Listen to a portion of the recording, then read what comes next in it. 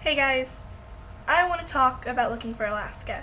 I don't have the book because I covered it head to toe in sticky notes. I don't know where it is. It's blending in with all the pink on my floor. I'm just gonna not even try anymore. Now I could go on about John Green for like 3 hours, but I'm pretty sure no one wants to stare at this face longer than they have to. Specifically, I want to talk about Pudge and Alaska's relationship and how I see it.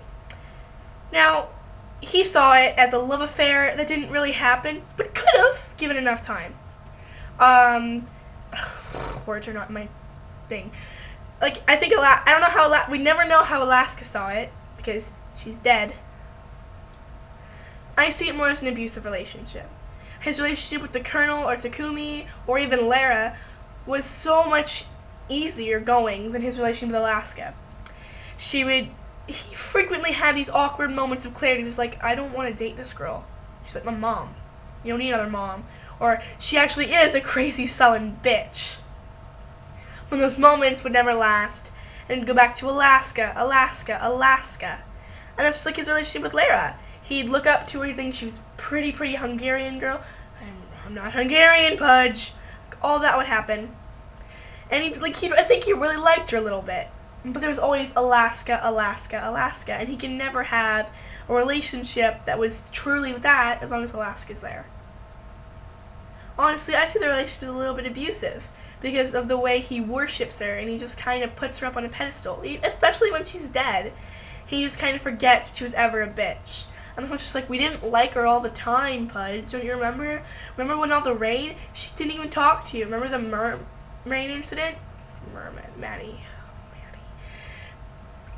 And I see his relationship with every other character was a lot more honest. And he knew he didn't like the weekday warriors. He knew he liked the Colonel and Takumi right away.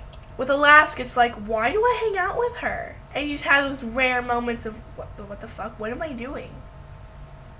But he'd always go back to her, no matter how bad it got. And one of the false misconceptions with abuse relationships was, oh, she never hit him, but she made him feel like crap. I think he felt like, oh, he's not compared to her boyfriend. And I'm not saying she didn't like him, because she still dared him to hook up with her. But, she didn't like him enough to say, hey, Jake, we're over. I like Pudge. That never happened. So I think the relationship was a bit more, it wasn't healthy. And I think even if she hadn't died, it would have self-destructed. Like, someone would have shook him on the shoulders and said, you realize that she's not good for you, right? And he'd be like, what do you mean? And he'd be like, bro. With Alaska out of the way, his relationships with all the other characters improved. I mean, his relationship with Lara got more honest, and they realized that, hey, we're not going to get married. Or we're not going to continue dating, at least.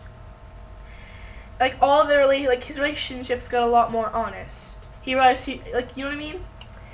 He hung out more with just the Colonel, and they didn't talk, and yeah, for the aftermath, they talked about Alaska, like, 99% of the time. But she just died, and before they really let her go, she was the main focus. It wasn't healthy, and I'm not saying it was good that she died, because this could very much happen in real life.